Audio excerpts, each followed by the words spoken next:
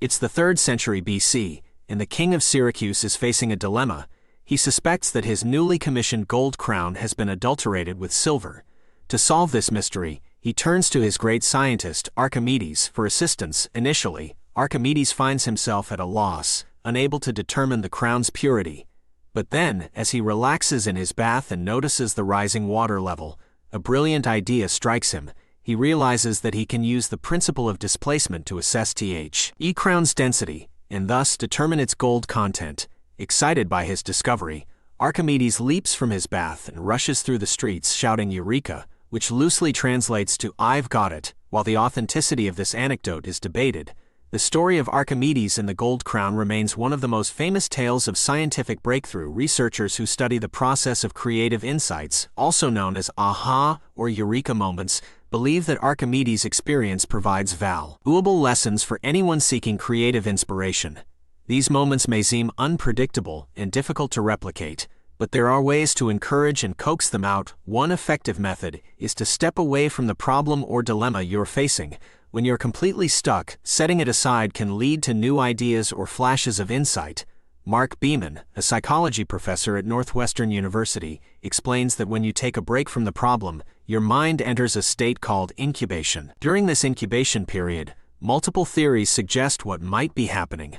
One theory suggests that if you initially approach the problem the wrong way, the more you focus on it, the more you suppress other ideas.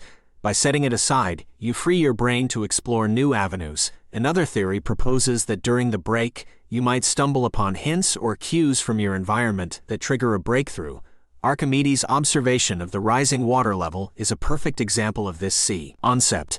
The third theory suggests that even when you're not consciously thinking about the problem, your mind is still mulling it over at an unconscious level.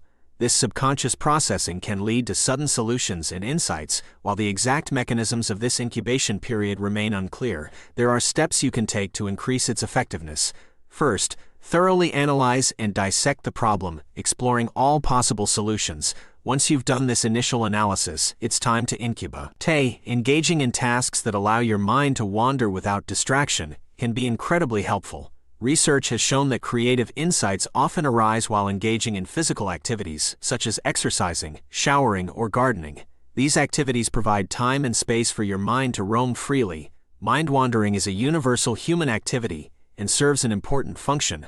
Albert Einstein and Charles Darwin both recognized the importance of taking breaks to ponder problems or simply daydream. These moments of mental relaxation can foster the background thinking necessary for creative inspiration. Jonathan Schooler, a professor of psychological and brain sciences, defines mind wandering as any activity that allows task-independent thoughts. Checking email, reading the news, watching TV, and other demanding tasks hinder the kind of mind wandering that leads to creative breakthroughs. On the other hand, being in a positive mood can enhance creativity. Negative emotions like anger and anxiety tend to breed rumination and problem fixation, which suppress the mind wandering necessary for insights to emerge. Spending just 5 minutes outdoors in nature has been shown to boost mood significantly. Taking a quiet walk through a park or the woods, or even doing household chores, can facilitate the mind wandering sweet spot. However, it's essential not to approach these activities with the sole objective of producing creative breakthroughs. Creativity is closely related to play, so embrace a light-hearted approach and allow your mind to wander freely. In conclusion, just as Archimedes had his eureka moment in the bathtub, you too can invite creative insights into your life. By setting aside problems, engaging in non-demanding tasks, and adopting a positive mindset, you create the conditions necessary for brilliant ideas and breakthroughs. So take a break, go for a walk, and let your mind roam. The solutions you seek may be closer than you think. Before we end, I have a question for you. What actions from this video will you implement in your own life? Share your thoughts in the comments below. And don't forget to subscribe to our channel, like this video, and hit the notification bell to stay updated on our latest content. If you found this video valuable, consider giving a tip proportional to the value you received. The link can be found in the description. Thank you for watching, and until next time, keep seeking those eureka moments in your own life. The truth is, the process of success in achieving your wildest dreams is not rocket science. It simply requires showing up day after day and giving your attention to a singular focus.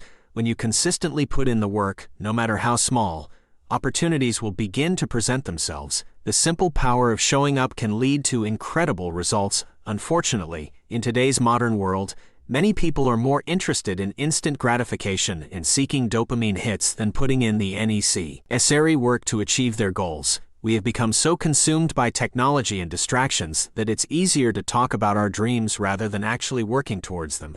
But here's the wake-up call: you can't be the noun without doing the verb. You can't be a writer if you don't write, a cook if you never cook, or an athlete if you never train. It's time to stop dreaming and start taking action. Ask yourself, in what areas of your life do you call yourself the noun without doing the verb? It's time. You to get consistent and start putting in the work. And the good news is, becoming consistent is not as elusive as it seems. For years, people have been trying to form habits in the wrong way. They think that becoming the best version of themselves can happen overnight, and they make grand promises to themselves. But after a few days, they fall back into old habits. The secret to consistency is to start small. Focus on frequency and consistency rather than intensity. Allow the habit to slowly become a natural part of your being. Build the identity of the person you want to become. Let me give you an example from my own life. When I wanted to develop a morning journaling habit, I didn't force myself to write a lengthy entry right away. Instead, I started by simply writing the date in my journal every morning and then closing it again. Once that became a natural part of my morning routine, I started journaling for 15 minutes before moving on to my other tasks, and I haven't stopped since. So my challenge to you is this: start small, learn the routine, and develop a process that you can stick to. Imagine if you showed up every day consistently for the next year. Your life would be completely transformed. You would make more progress, have more confidence, and experience greater joy and satisfaction. It all starts now. How can you make the verb a natural and seamless part of your daily routine? Remember, success is not a destination, it's a journey. And it's about showing up day after day. Why? And doing the work. If you found this video valuable and want to support the channel, please consider giving a tip proportional to the value you received. The link can be found in the description. Now go out there and make it happen. We all have goals and aspirations. Some are small micro goals, like getting up 20 minutes earlier or walking to work more often, while others are larger, like packing on 30 pounds of muscle or starting our own business. But no matter how badly we want these goals, we often find ourselves giving up before we make it to where we plan to be. It's a perpetual trap that keeps us from progressing and reaching our full potential. But why is it that we give up so easily, even when we know that achieving our goals will improve our lives exponentially? Why do we revert back to square one? The answer lies in our approach to goal setting and our ability to stay motivated. In his book, Burn the Fat, Feed the Muscle, bodybuilder Tom Venuto shares key insights on losing fat, gaining muscle, and achieving fitness goals. He emphasizes the importance of mental training and goal setting. Venuto explains that goals, when properly planted in our subconscious mind, provide direction and stimulate action. Create energy, motivation, and the drive to get out of bed early in the morning and into the gym. But how can we stay motivated to achieve our goals? Venuto suggests attaching emotions to our goals. It's not just about setting goals like eating more protein or swearing less. It's about understanding the deeper emotional motivations behind these goals. For example, if we want to lose weight, we need to uncover the emotions driving that desire.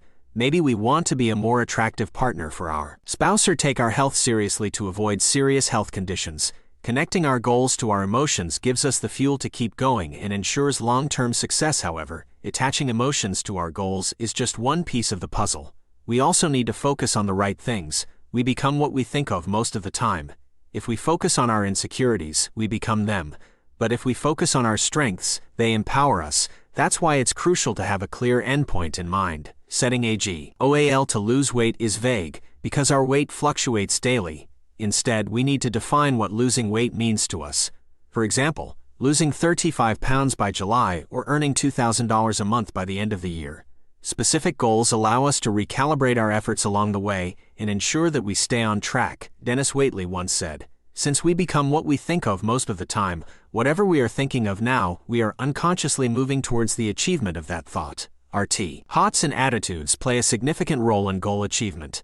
Negative attitudes and thought patterns can lead to goals like divorce, bankruptcy, or illness. On the other hand, positive thoughts and attitudes will propel us towards success. To solidify our goal-setting efforts, Venuto breaks it down into 3 pillars. 1. Set specific goals. Vague goals like lose weight or earn more money won't lead to success. We need to be specific, using timeframes, dates, and numbers. Without specificity, we won't know when we've reached our destination or what to focus on along the way. Point 2.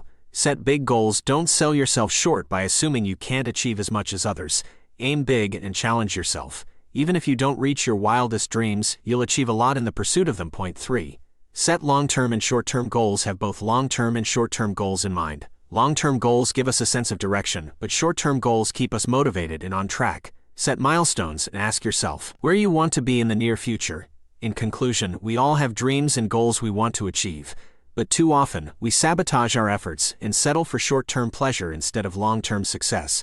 By attaching emotions to our goals, specifying what we want, and setting big goals, we vastly improve our chances of succeeding. With commitment and perseverance, we might find that we've achieved far more than we ever imagined possible.